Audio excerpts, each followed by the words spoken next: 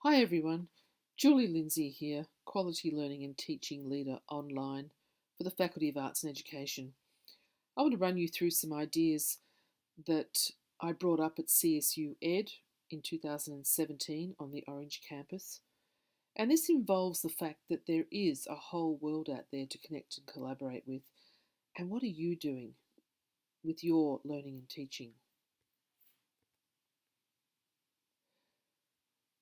My premise is that it's time to connect the world, and the impact of technology means that we can now be social, we can now be interactive, learning can be visible, and we can be collaborative in an online capacity. So we can connect the world for intercultural understanding. We can connect the world and we can design collaborations that lead to action. We can have co created curriculum outcomes and global competency based on these. So the digital revolution has provided a myriad of opportunities that will continue to change the way that we teach and learn and the way that we support our learners and design our curriculum.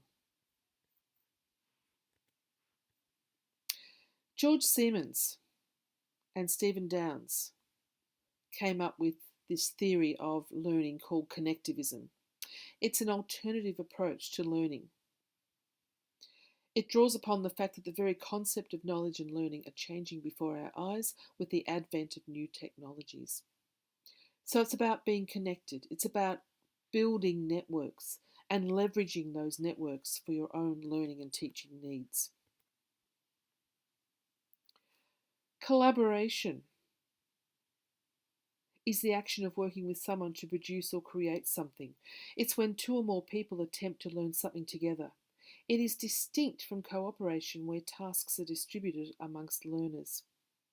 As Clay Shirky said in Here Comes Everybody, collaborative production is simple. No one person can take credit for what gets created, and the project could not come into being without the participation of many.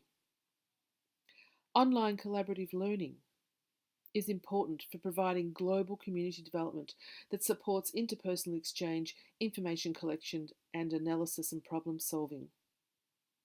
So it's through this OCL that students and educators experience and understand that learning is place independent, time independent, and supports the ability to engage in group or many to many.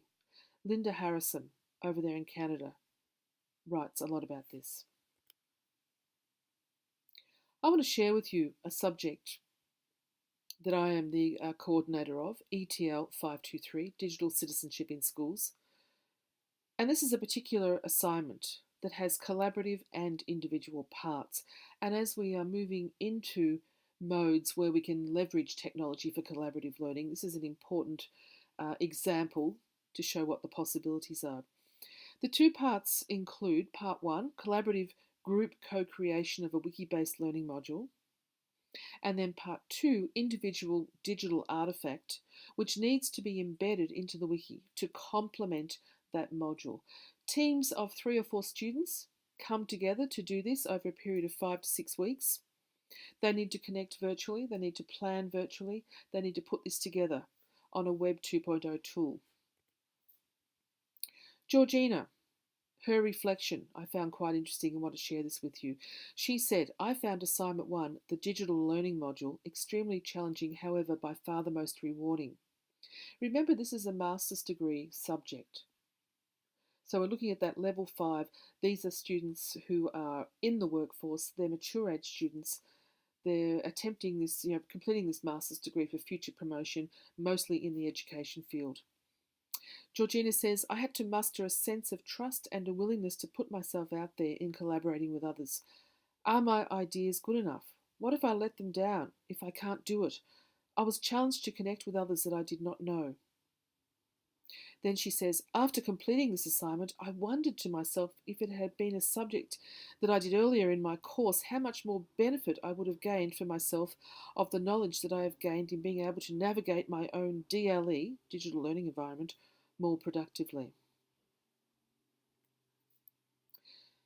Moving beyond within CSU to connecting outside CSU, in other words, connecting beyond CSU borders, we need to look at how we can once again leverage the tools, leverage the learning design, and this includes social media. How do we connect with others using social media? How do we connect with subject experts beyond CSU borders? What are the facilities for bringing them in and putting our students out there with them? How do we connect with professional networks? How are we asking our students to do that in terms of expanding their own professional, moving into a profession? And therefore, how are we building these collaborative assignments that give students that experience in collaborative and connective learning? One of the things I do in another subject, INF 537, which is actually a capstone subject for the master's degree in knowledge networking and digital innovation, is direct a number of colloquia. And these are sessions where guest speakers are invited in, students come in, where we do this in Adobe Connect, the university virtual classroom, and we talk about what's happening now, where's this going, what's the future. And you can see the range of speakers that I had in 2016. So each seminar provides the stimulus to identify and reflect critically on topics that have implications for a student's own professional development, professional practice, and scholarly interest. Using social media. Each subject has its own hashtag, and students interact, share resources, support each other, interact with me, not just with each other, through this medium. It becomes an important part of the communication in the class. So my message to you is we need to design learning to connect with the world. We need to explore more fully the possibilities, and we need to be aware more fully of the potential. Learning does not happen just within the four walls of a university. It must connect with the world to expand horizons and build this competency, to build this global citizenship.